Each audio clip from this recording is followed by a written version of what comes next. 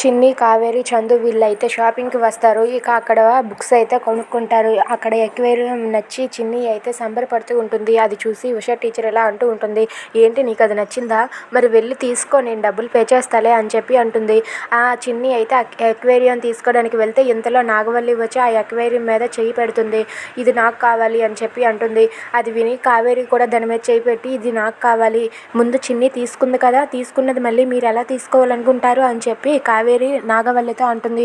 దాంతో అక్కడ ఉన్న చిన్ని ఒక్కసారిగా షాక్ అయిపోతుంది. ఏంటి ఈవిడతో గొడవ పడడం మంచిది కాదని చెప్పి అనుకుంటూ ఉంటుంది. ఇక అలా లాక్కోగానే కావేరి అయితే లాక్కుంటుంది. అది చూసి నాగవల్లి చాలా కోపంతో రగిలిపోతూ ఉంటుంది. ఇక నాగవల్లి అదే కోపంతో చిన్ని చంప పగలగొట్టడానికి ఇలా చెయ్యెత్తుతుంది. చెయ్యెత్తగానే కావేరి నాగవల్లి చేతిని అడ్డుకుంటుంది. దాంతో నాగవల్లి ఒక్కసారిగా షాక్ అయ్యి అలా ఉండిపోతుంది. ఏంటిది, నన్నే ఎదిరిస్తుందా, దీనికి ఎంత పొగరు అని చెప్పి అనుకుంటుంది.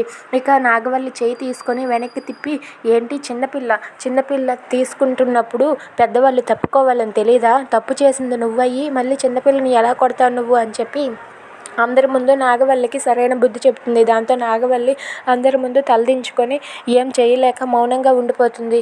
ఇక నాగవల్లి అయితే కోపంతో రగిలిపోతూ ఉంటుంది. ఇక ఏం చేయలేక ఆ ఎక్వేరియంని కిందకు తోసేసి అక్కడి నుండి అయితే వెళ్ళిపోతూ ఉంటే అది చూసి కావేరి, ఏ ఆగు, ఏంటి ఎక్వేరియం పగలగొట్టేసి వెళ్ళిపోతున్నావు, బిల్లు ఎవడు పే చేస్తాడు, నీ బాబు పే చేస్తాడా అని చెప్పి అడుగుతుంది. అది వినగానే అక్కడ ఉన్న వాళ్ళందరూ కూడా నవ్వుతూ ఉంటారు. నాగవల్లిని చూసి అందరూ నవ్వడం చూసి నాగవల్లి అయితే ఇంకా కోపంతో రగిలిపోతూ ఉంటుంది. దీనికి ఇలా కాదు, ఎలా బుద్ధి చెప్పాలో అలానే చెప్తాను ఛ అని చెప్పి కోపంతో అక్కడి నుండి వెళ్ళిపోతుంది. ఇక చిన్ని వాళ్ళతో కావేరి ఇలా అంటుంది, మీరు బయట వెళ్ళి వెయిట్ చేయండి, నేను బిల్ పే చేసి వస్తానని చెప్పి అంటుంది.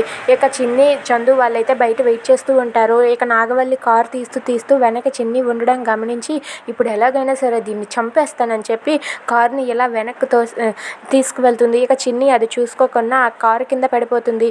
ఇక అందరూ కూడా పరిగెత్తు వస్తారు. చిన్ని అంటూ కావేరి కూడా పరిగెత్తుకుంటూ వస్తుంది.